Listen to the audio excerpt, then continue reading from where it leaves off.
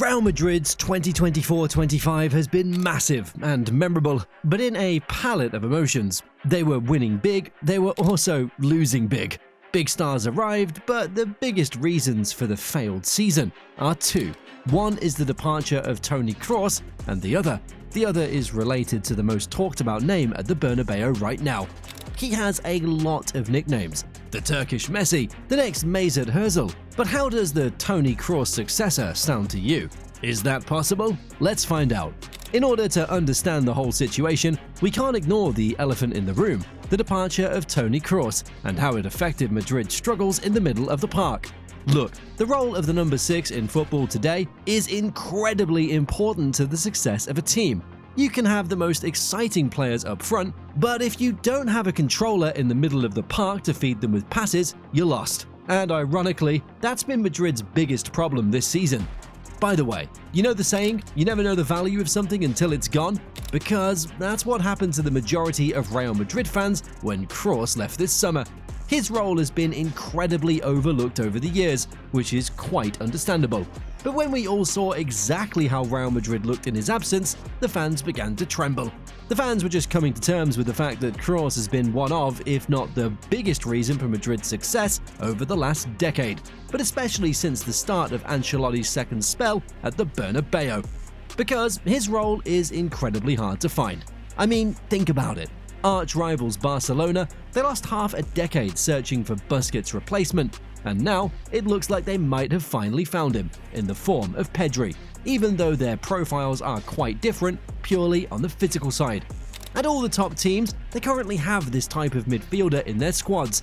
Man City have Rodri, PSG have Vitinha, Inter have Hakan Çalhanoğlu, some absolute generals in the middle of the park. But Real Madrid, they've tried at least 5 different variants to replace Kroos, but to no avail.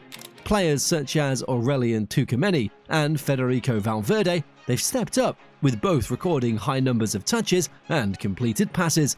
However, their styles, they're different to Kroos's, and they haven't fully replicated his ability to control the pace of the game and provide a consistent forward drive. The midfielder who has come closest to replacing Kroos is Dani Ceballos. He's had some flashes of brilliance this season, but can't really be seen as a stick-to-position, deep-lying playmaker for the next 5 to 10 years. As a result of these 3 unsuccessful attempts, the team has to adapt tactically, including the introduction of a double-pivot midfield structure with Tchouameni and Eduardo Camavinga. While this provided greater defensive solidity, it didn't compensate for the creative and controlling aspects that Kroos provided. So, the conclusion was clear.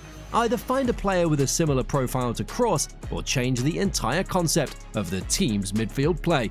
Well, fortunately, Madrid have both options on the table. Option number 1. Find a player with a similar profile. As I said, the position of Toni Kroos, also known as the Busquets role, is incredibly rare in modern football. Realistically, I can only think of 2 world-class deep-lying playmakers who would fit perfectly into Madrid's system. One of them is Rodri, who's been linked with a move to Madrid in the past, but talks have cooled down in recent months. The other name is also interesting, the aforementioned Pedri from Barcelona, who is one of the best midfielders in the world at the moment, as Kroos said a week ago. But Pedri isn't even thinking of leaving, let alone going to Madrid. And then option number 2, which doesn't even require a transfer fee. The only thing you have to do is look internally for a solution. And with what Arda Güler has shown in recent weeks, you could make a pretty strong argument that he could be the solution to Madrid's lack of fluidity, tempo, and control in the midfield.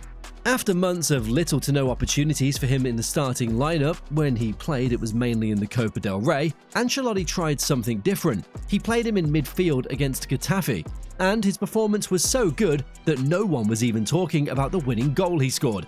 In fact, it was the goal that earned Madrid all 3 points, as they won 1-0. But in reality, his presence in midfield was a breath of fresh air. He finished the game with the most passes completed, 67, with an accuracy of 87%, 3 chances created, 2 dribbles completed, and 5 out of 7 duels won.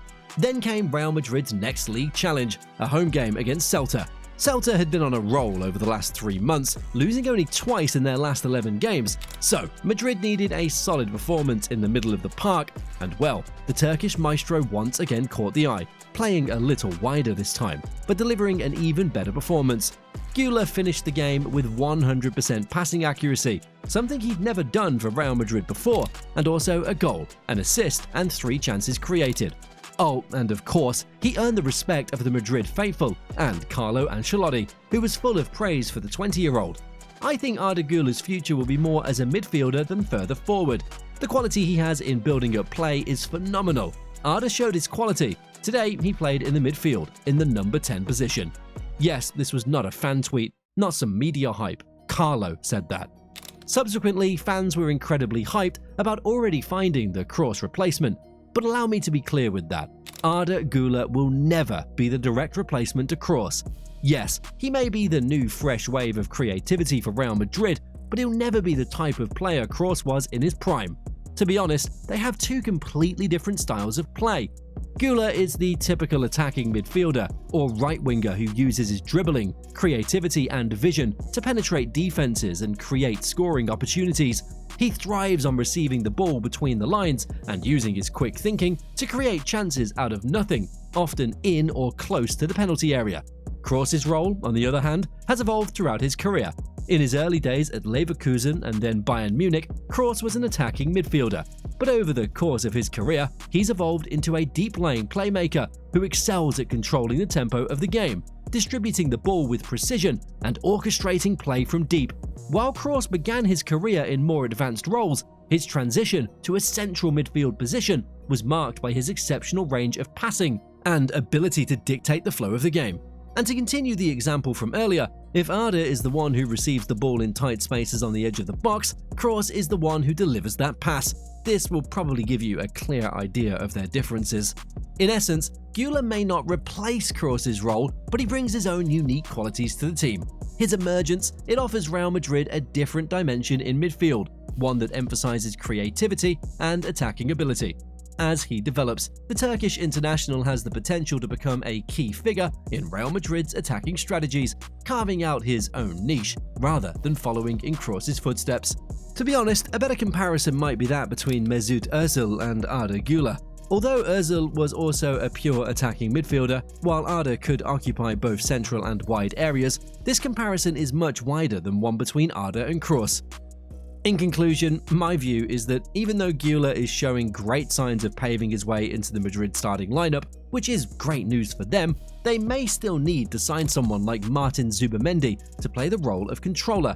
The even better news is that Trent Alexander-Arnold's arrival, it offers a glimpse of that. For the last season and a half under Jurgen Klopp at Liverpool, Trent has occupied the traditional number 6-8 role alongside Fabinho and then Alexis Mac Allister.